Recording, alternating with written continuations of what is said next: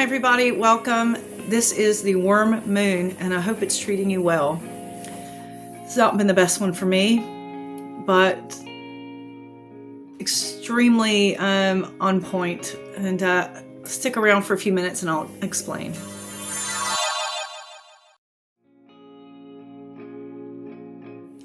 So part of my aim with this channel is twofold. Number one, I'm hoping to rework Western witchcraft, particularly the British and American traditions of witchcraft, to be more appropriate or aligned rather with vegan ethics. And historically, witchcraft has been, well, contemporary witchcraft has been about aligning with nature, and even historic accusations of people who practice witchcraft. It's about animism, it's about the blurred boundary between humans and other animals, and it's about recognizing that we are of nature and should work with nature rather over nature. The other aim is that as vegans living in a non-vegan world, that we can use the traditions, the contemporary traditions anyway, of modern witchcraft in order to help us navigate and deal with what is inherently a world filled with suffering and violence and inequality. From the most large-scale structural stuff to even the most personal, quote-unquote, mundane stuff. So as I'm recording this, and I wasn't going to record for this moon, but I feel like actually it helps me to sit and think about these things and have some kind of accountability in my life. Because right now, frankly, I'm in survival mode. And the worst possible thing has happened. And I won't go into detail in this video because it's not the intention of this video. But my beautiful, beautiful Mishka, who had only just turned 6 years old, very unexpectedly died. Mishka is the dog you see in all of my logos and all that kind of stuff. It absolutely has been devastating, and it took place over about 2 days, whereas I'm recording this and it's Monday. Last Sunday, I noticed she wasn't feeling well. Didn't take her to the vet because we'd been there before. And then Monday, she still wasn't feeling well, and I said, okay, well, in the morning, I'll take her last Tuesday.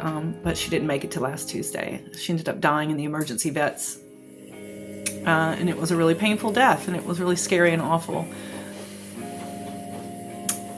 Which has actually catapulted me into another book project. But again, that's not for today.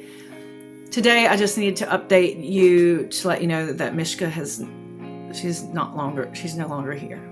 And it just seems really bittersweet because as I'm recording this, it's like spring is coming here in England and spring is opening up. The full moon is here, and it just seems like this great burst of life. And I'm in the midst of this great harrowing spiral of death and awfulness and depression.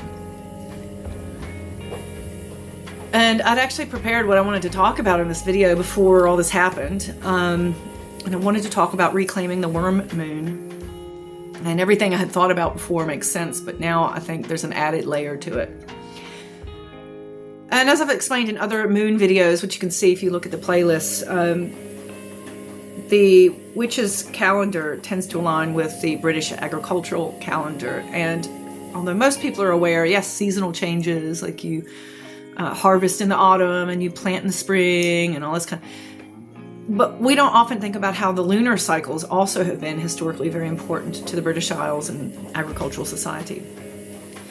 For various reasons, they affect how plants grow, they affect the lighting in the summer months. You need longer moons in order to do certain harvesting things. Anyway, a lot of that can be very vegan and plant-based and focused on crops and nature and things like that. But unfortunately, as you know, if you've been watching any of the videos on this channel, and if not, check out my Samhain video. A lot of these agricultural points are all about domestication and violence towards animals. That's what I'm trying to say.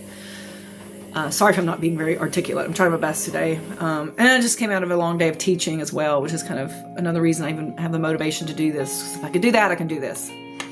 But anyway, with the worm moon, was kind of torn on this. Well, what does the worm moon mean? It simply means in the British Isles, Northern Hemisphere, we're looking towards spring. And basically the soil is preparing for another season of growth. And insects, worms, the creepy crawlies, the unseen invertebrates, all these are very, very important for our ecosystem and to feed ourselves and for the earth to keep functioning. And one of the great things about witchcraft is it really encourages us to sit with those beings and life processes that we otherwise our modern culture says ew to. We should honor the worms. This is focusing on the worms, but really all the organisms and little beings who keep our earth churned and fed and sustained. But they're basically doing the unseen labor, the infrastructure of the world that sustains us all. We couldn't eat without them. We couldn't have forests and trees and even little critters who eat the worms, which is another reason I'm a bit quite torn by it. Because unfortunately, like animals like hedgehogs require and birds eat the earthworms. So it's part of this sort of great chain of eating and living and dying and regenerating. But now obviously I'm thinking about Mishka, who has within the space of she died at 1:30 in the morning, Tuesday morning. By 3 o'clock the afternoon on Tuesday, she'd been picked up and cremated and back to ashes, back to earth that quickly. This has been expedited, obviously. But that's the way we all must go. Death is part of our lives. Her death is unfair, it's unjust, and I'm taking on a great amount of responsibility for that. I should have taken her sooner, and I'll live the rest of my life with that knowledge. But ultimately, I knew I'd always been thinking about, well, how am I going to live when she's not with me anymore? Because she's not going to live as long as me anyway. And you guys, she's got a lot of disabilities as well, and that may have been a reason why she died so suddenly and prematurely. But this is just a really humbling reminder that we're all food for worms. And I think that's one of the most foundational, fundamental aspects of veganism, is that we are not above. None of us are above it. Nobody can escape death, and our deaths are necessary to sustain others. Mishka's not going to quite enter that part of the life cycle yet, because actually I've stipulated in my will that all of my animals, I have them cremated and I have them put in urns. Currently I have the Canterbury Potters working on an urn for her, and in my will it's stipulated their ashes come with my ashes in a way that's environmentally responsible. And then all together, me and all of my friends will work towards the next cycle of life, I guess. But in the meantime, I feel like my responsibility to be her caretaker is there. I have a lot of spiritual work to do with her. And I definitely want to try and work through this on my Patreon account. Because this is so deeply personal, obviously I don't want to really negotiate this on YouTube. But if you'd like to join me, please come over to my Patreon account. Not all the videos are charged. I'm just a little humble YouTuber. I'm just trying to build this community up to explore this project, basically. And any money that goes through Patreon, I'm saving up really in order to get a better microphone or something, because this is kind of puny, this cell phone thing. But really the main point of the Patreon is to have a private space where we can have more advanced conversations about these types of things and personal things that I don't really want to have out on the whole internet. So I would welcome you to come there and join me. But wherever you are, if you see the moon, please look up to the moon and please give a sweet wish to Mishka, because I really worry about her little spirit flying around. And I have a lot of work to do to deal with that and to support her, to support myself. And also, of course, give a little wish to who you've lost. So that's the kind of stuff I want to explore more on Patreon, and I probably will have more grief work stuff here on YouTube, just more depersonalized. But thank you all for tuning in. I hope you have a beautiful, magical full moon, and all your wishes and dreams are manifested.